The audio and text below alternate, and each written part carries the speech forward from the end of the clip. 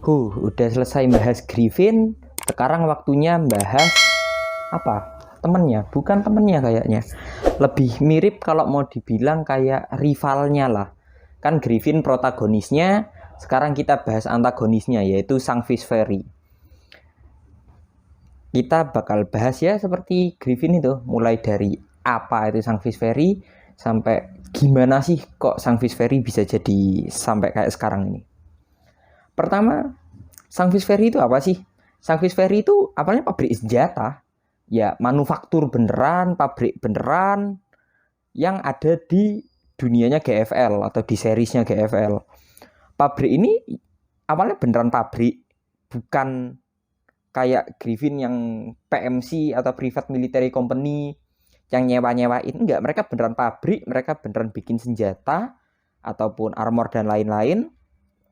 Cuman jadi organisasi teroris tiba-tiba. Anggap aja Pindad tiba-tiba jadi Al-Qaeda atau Taliban. Nah, yang bikin tiba-tiba mereka jadi antagonis adalah karena ada kesalahfungsian di AI-nya pada waktu itu. Terus kapan sih dibentuknya?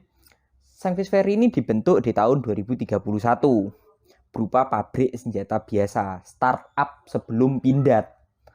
Nah, tahun 2045 waktu perang dunia ketiga itu Sang Fish Fairy jatuh ke tangannya Rusia dan ada di bawah kendalinya Menteri Pertahanan Rusia atau Soviet Union pada waktu itu. Nah, waktu itu Menteri Pertahanan Rusia itu nggak terlalu percaya sama yang namanya combat doll atau tactical combat doll, di mana kita nggak perlu lagi manpower, kita nggak perlu lagi kekuatan pasukan. Akhirnya boneka-boneka doll-doll di situ dibikin jadi transport doang. Jadi waifumu jadi kuli mas, waifumu nguli di tahun 2045 itu. 2047 Sang Fish mengembangkan apa ya namanya series lain dari dollnya, yaitu Jagger atau pemburu dan Vespid, yang merupakan pengembangannya awalnya itu dari series The Reaper yang udah dikembangkan sebelumnya tapi nggak dipercaya dipakai. Reaper itu dikembangkan di tahun 2040 kalau nggak salah. Mungkin proposalnya kurang bagus, makanya Reaper itu nggak dipercaya sama Kementerian Pertahanannya Soviet pada waktu itu. Mainframe yang dipakai sama Reaper, Jagger, dan Vespid itu dengar-dengarnya sih sama, yaitu ALR 52P seriesnya. Kenapa kok tiba-tiba dikembangkan pada waktu itu? Ya prototype sih, yang namanya pabrik kan perlu produk baru. Nggak mungkin kan mie sedap atau Indomie isinya cuma mie sedap goreng sama soto, mesti ada pengembangan yang baru ya. Sama Sang Fish Fairy juga kayak gitu. Walaupun alternate universe, bukan dunia kita, ya anggap aja isekai di mana, tapi ternyata perusahaan cara kerjanya masih sama ya. Korporat tetap korporat di mana-mana. Terus di mana? Di mana sih Sang Fish Fairy itu berada? Menurut wikinya, menurut wiki dari Curve Online ini, Sang Fish Fairy itu ada di Romania. Tulisannya Romanian Arms Manufacture atau pabrik senjata di Romania. Tapi setelah dianeksasi sama Soviet Union, dengar-dengarnya sih ada beberapa buka cabang juga di Soviet. Terutama setelah main branch-nya hancur, main base-nya hancur. Base utamanya hancur, ada insiden yang bikin base utamanya hancur, kita nggak tahu, nggak ada keterangan lebih lanjut di mana pabrik-pabrik lainnya. Siapa tokoh-tokoh penting di sana? Pimpinan saat ini bener itu adalah AI. Jadi bukan orang. Pimpinan saat ini itu AI dengan nama Elisa. Nah, penciptanya dan yang waktu itu jadi tokoh penting di Sang Fish Fairy itu namanya Licorice. Licorice ini peneliti, programmer handal ya. Dia memang meneliti AI terus, sama timnya meneliti AI dan lain-lain, dan akhirnya dia menciptakan Elisa. Ada suatu kejadian di mana setahun sebelum series Curve Online ini jadi, Licorice meninggal di sebuah insiden dan membuat Elisa ini kayak ya bukan malfunction ya anggap aja malfungsi dan akhirnya berbalik ingin melawan manusia. Akhirnya semua tidol yang ada di Sancvis Ferry ancaman untuk manusia. Kenapa kok Sancvis jadi antagonis sih? Kan kayaknya nggak mungkin cuman karena tidolnya berbahaya terus jadi antagonis utama dan lain-lain. Yang jadi masalah itu kayak gini. Awalnya Sancvis ini udah cukup besar. Anggap aja besar banget. Nah, setelah ada kejadian yang namanya insiden kupu-kupu atau butterfly incident, itu akhirnya main AI-nya Sancvis malfungsi, tidolnya malfungsi juga. Jadi anggap aja malfungsi beruntun gitu. Yang bikin tidol-tidol Sancvis berbahaya, nyerang manusia, berusaha melenyapkan manusia. Anggap aja kayak gitu.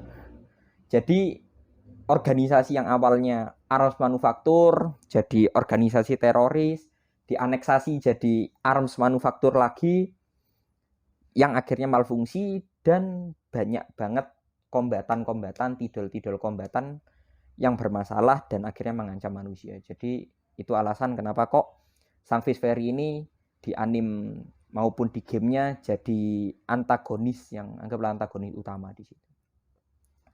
Awalnya gimana? Nah, ini awal konfliknya Sancvis itu ya organisasi teroris yang jatuh ke tangan Soviet. Namun semua itu awalnya gara-gara bukan jatuhnya ya, tapi mulai konflik besarnya itu waktu Amerika meluncurkan operasi militer dan akhirnya Jerman jatuh dan beberapa negara Eropa jatuh. Menteri Pertahanan Rusia yang waktu itu punya Sancvis, ya Soviet Union, Rusia itu sama ya, jadi USSR, terus Russian Federation dan lain-lain itu sama.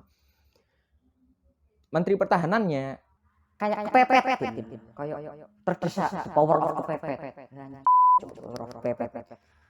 Kayak mahasiswa skripsi ya, power of kepepet. Nah, itu udah terdesak banget. Manpowernya udah menipis dan tipe-tipe prototype kayak Jaeger sama Vespid itu akhirnya dipakai waktu perang, dipakai untuk combat. Nah, combat doll yang prototype dikeluarin semua.